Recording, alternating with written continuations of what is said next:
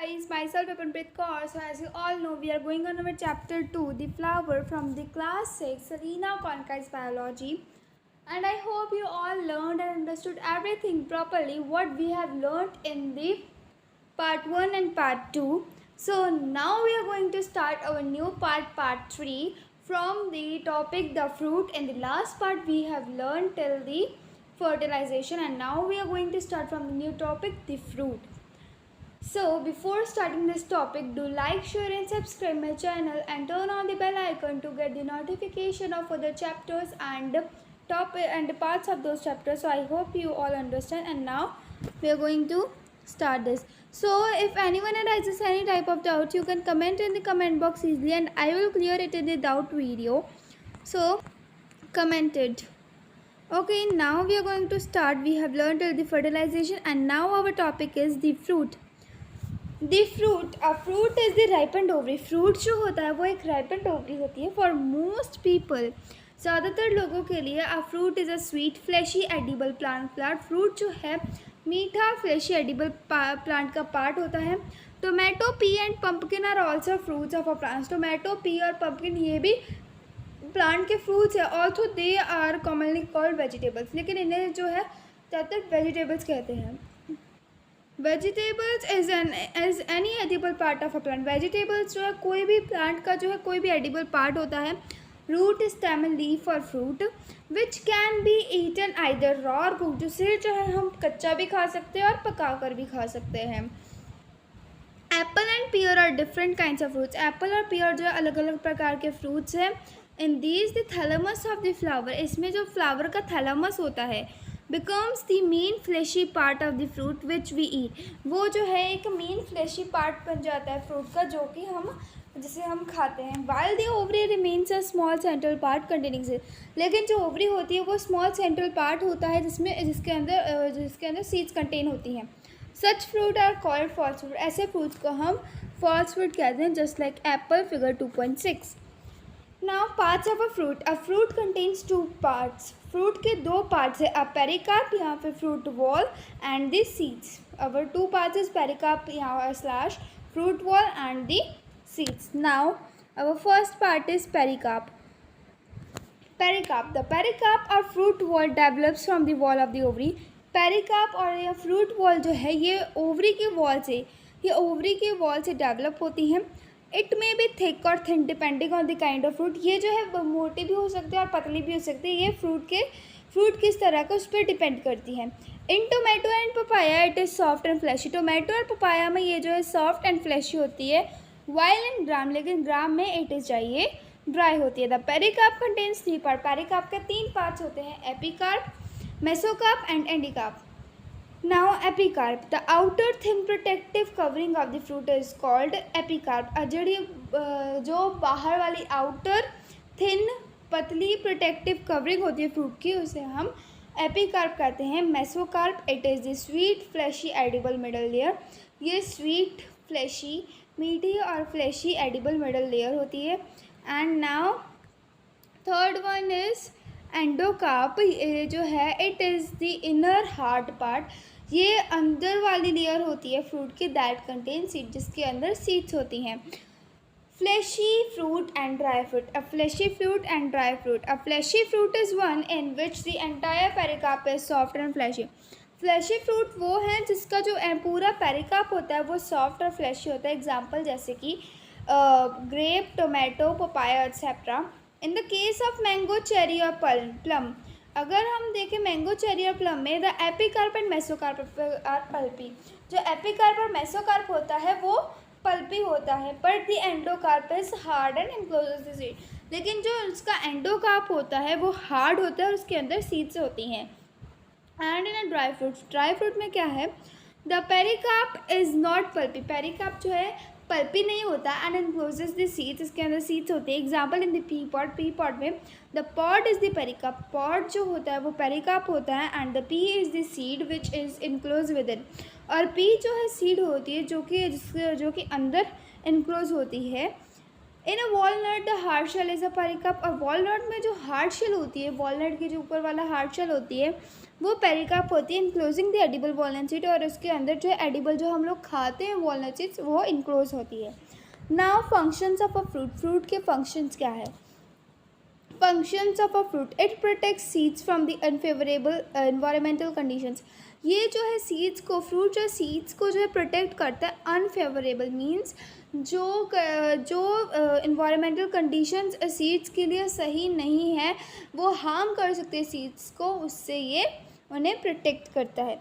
Now second is fruit store food inside them, fruits जो है अपने अंदर खाने को, फूड को स्टोर करके रखता है। Now third is fruits help in disposing the seeds present inside them and facilitate there germination.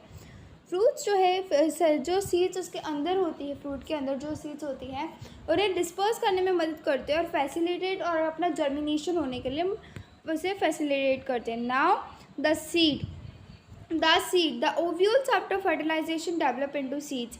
जो ओव्यूल्स होते हैं फर्टिलाइजेशन के बाद, जो ओव्यूल्स होते हैं फर्टिलाइजेशन के बाद वो जो है सीड्स में डेवलप हो जाते हैं, and hence a seed is defined as a fertilised ovule, और जो सीड को है एक फर्टिलाइज्ड ओव्यूल कहा जाता है। Now type of seeds, seeds के क्या टाइप है? There are two types of seeds, seeds के टू टाइप्स हैं। दीज आर वो हैं dicotyledonous seeds and monocotyledonous seeds. Okay, so some seeds like those of pea and bean, कुछ seeds जैसे कि पी हो गया, बीन हो गया, जिसे जब हम उन्हें ओपन करते हैं, शो टू थिक पार्ट्स, तो मोटे पार्ट शो करता है, और सीड लीव्स, यहाँ पर सीड लीव्स शो करता है जिन्हें हम कोटिलेडन्स कहते हैं। The seed with two cotyledons are called डाइकोटिलेडोनियस।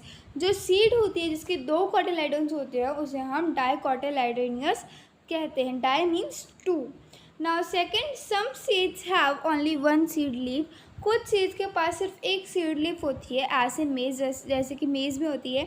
Such seeds with one cotyledon are called monocotyledonous, mono single one. ऐसे सीड्स जिसमें सिर्फ एक कोटिलेडन होता है, जिसे हम कहते हैं monocotyledonous, mono means single one. Now structure of a seed, seed का स्ट्रक्चर क्या है? Let us take two examples. अब हम दो एग्जाम्पल्स लेते हैं। बीन फ्रॉम डाइकोटिलेडोनियस, बीन को डाइकोट प्लांट से लेते हैं, एंड मेज को मोनोकोट सीड से लेते हैं। Now first is the bean seed, dicot seed है ये। The bean seed is protected by a thin greenish outermost covering called the seed coat. जो बीन सीड है उसे जो है थिन पतली ग्रीनिश आउटरमोस्ट कवरिंग से प्रोटेक्टेड होती है, जिसे हम सीड कोट कहते हैं। It protects the seed from insects, ये जो है सीड्स को प्रोटेक्ट करता है इंसेक्ट से, and bacteria as well as from mechanical injury. ये जो है प्रोटेक्ट करता है सीड को, जो है इंसेक्ट से प्रोटेक्ट करता है, एंड बैक्टीरिया को, और ये जो है मैकेनिकल इंजरी से भी प्रोटेक्ट करता है। The seed coat is made up of two parts, seed coat जो दो पार्ट से बना होता है। The outer expose part is called the testa, जो आउटर बाहर वाला पार्ट होता है उसे हम टेस्टा कहते हैं, and the inner part is called the tegmen, और जो इनर पार्ट होता है, अंदर वाला पार्ट होता है, उसे हम टैगमन कहते हैं। It is a thin membrane which lies under testa, ये जो है एक थिन पतली मेम्ब्रेन होती है जो कि टेस्टा के अंदर लाई करती है। Okay, so on the inner concave side of the seed, seed की जो इनर कॉन्केव साइड है, there is a scar, means वहाँ पे एक होल होता है जिसे हम हिलम कहते हैं, which marks the place where the seed was attach to wall of the fruit wall से वो जो है अटैच होती है, जो कि एक जो हिलम है वो एक प्लेस होती है जहाँ पे जो सीड है वो फ्रूट वॉल से अटैच होती है। Above the hilum is a small pore called micropyle, hilum के ऊपर जो एक छोटा सा पोर होता है जिसे हम माइक्रोपाइल कहते हैं। Micro means small and pile means passage. The micropyle absorbs and allows the entry of as much water as is required for germination. Micropyle जो है वाटर को, जितना पानी उसे चाहिए होता है उतना एब्जॉर्ब करता है, और जितना पानी सीड को इसके जर्मिनेशन के लिए चाहिए होता है उतने पानी की एंट्री होने को अलाउ करता है। On removing the testa and tegmen from a soaked bean seed, अगर आप भिगोई हुई सोक्ड बीन सीड से अगर आप टेस्टा एंड टैगमन को रिमूव कर देते हैं, you will find the seed is made up of two fleshy seed leaves called the cotyledons. आप क्या पाओगे? सीड जो है क्या पाओगे कि जो सीड है वो टू फ्लैशी सीड लीव से बनी हुई है, जिसे कोटिलेडन्स कहते हैं। They contain stored food material which is use by the seedling for growth. ये जो है इनके अंदर जो स्टोर फूड मटेरियल होता है जो कि सीडलिंग से यूज़ किया जाता है उनके ग्रोथ के लिए। We only eat the cotyledons of pulses. हम पल्सेस के सिर्फ कोटिलेडन्स कहते हैं, जैसे कि pigeon pea and red lentil as their seed coats have been remove, जैसे कि इनके सीड कोट्स जो है रिमूव किए होते हैं। In between two cotyledons is located the delicate embryo which consist of a radical and plumule. मतलब कि दो कोटिलेडन्स के बीच में एक यहाँ पे एक डेलिकेट एम्ब्रियो लोकेटेड होता है जो जिसमें जो है रेडिकल एंड प्लूमल होते हैं। रेडिकल जो है वो रूट में डेवलप हो जाता है, radicle develops into the root while the plumule develops into the shoot. जो रेडिकल है वो रूट में डेवलप हो जाता है एंड प्लूमल जो है वो शूट में डेवलप हो जाता है। Now the maize grain monocot seed. The maize grain has only one cotyledon, hence it is said to be monocotyledonous.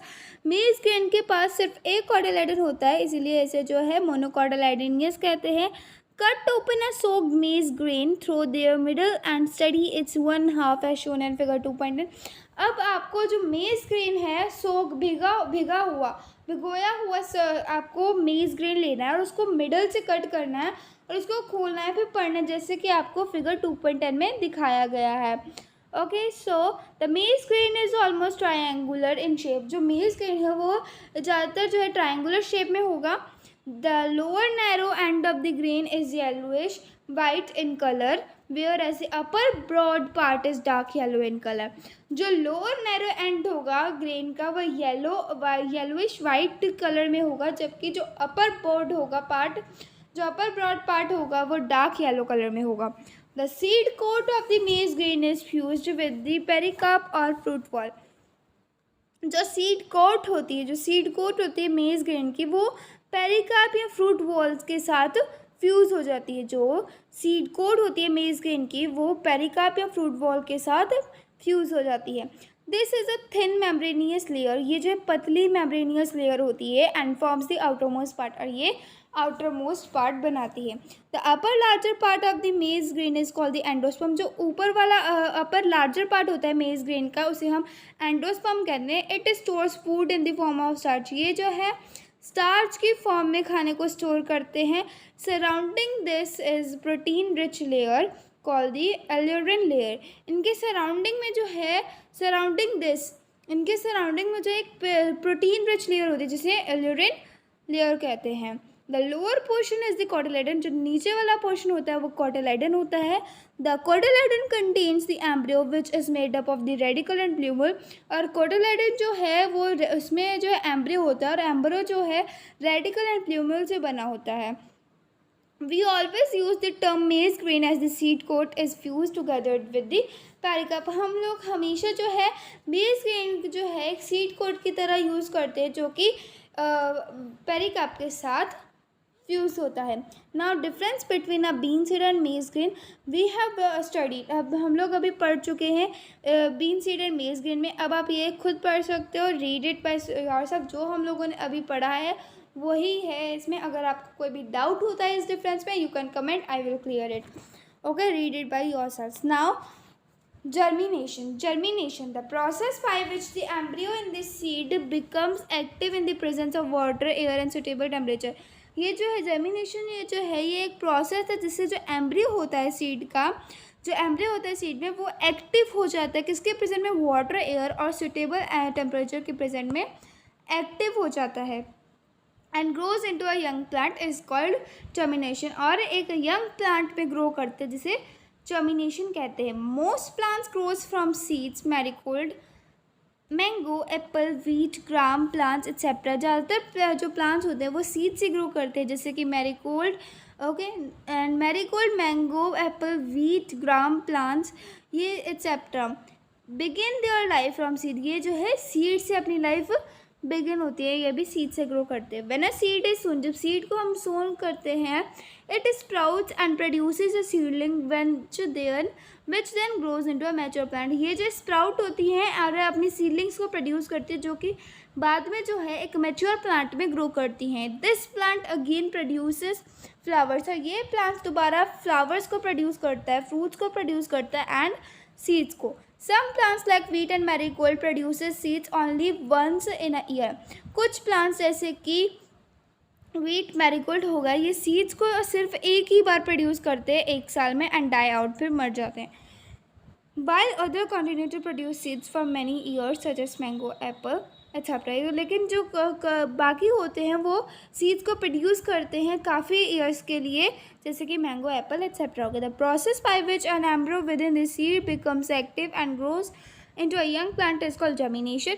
ये जर्मिनेशन की डेफिनेशन है कि जो प्रोसेस जिसमें एम्ब्रियो जो है सीड के अंदर, सीड के साथ वो जो एक्टिव होता है और फिर एक यंग प्लांट में ग्रो करता है, उसे हम जर्मिनेशन कहते हैं। Now there is activity 4 and activity 5, read it by yourselves. And now there is conditions necessary for germination. Germinations के लिए कौन कौन सी कंडीशंस नेसेसरी होती हैं? सो you all know the conditions necessary for germination, read it by yourself. And now our last, we observe from the above activities that all living things require water to carry out their life process. हम लोगों ने अपनी जो activities हैं आप read करिएगा, तो देखा कि सभी लिविंग थिंग्स को जो है वाटर चाहिए होता है अपनी लाइफ प्रोसेस को कैरी करने के लिए। Most chemical reactions occurs in water, ज़्यादातर जो केमिकल रिएक्शंस होती है वो वाटर में अकर होती है। Seeds like any other living thing, seeds जो होती है दूसरे लिविंग थिंग्स में also need water during germination, उनको भी वाटर चाहिए होता है जर्मिनेशन के लिए। Seed also need air, seed को भी एयर चाहिए होती है। Similar to most of other living things, ये जो है बाकी लिविंग थिंग्स से सिमिलर है फॉर रेस्पिरेशन के लिए। The oxygen present in the air is used to oxide the stored food and thus release the energy. जो ऑक्सीजन होती है एयर में प्रेजेंट होती है वो जो है जो खाना स्टोर किया होता है उसको ऑक्सीडाइज करने के लिए यूज़ की जाती है और उसके बाद एनर्जी को रिलीज़ करने के लिए।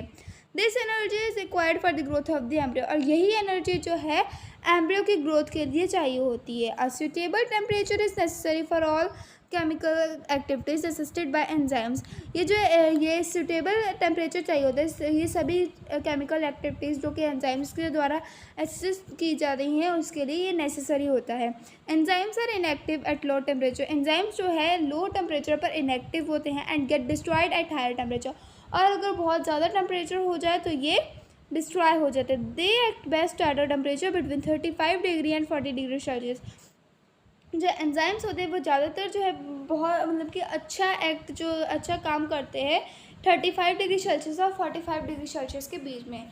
सो I hope you all understand it very well and read all the activities, and if anyone arises any type of doubt in any activity I will clear, and comment in the comment box, I will clear it in doubt video. So I hope you all understand. Thanks for watching this video. Do like, share and subscribe. Bye guys.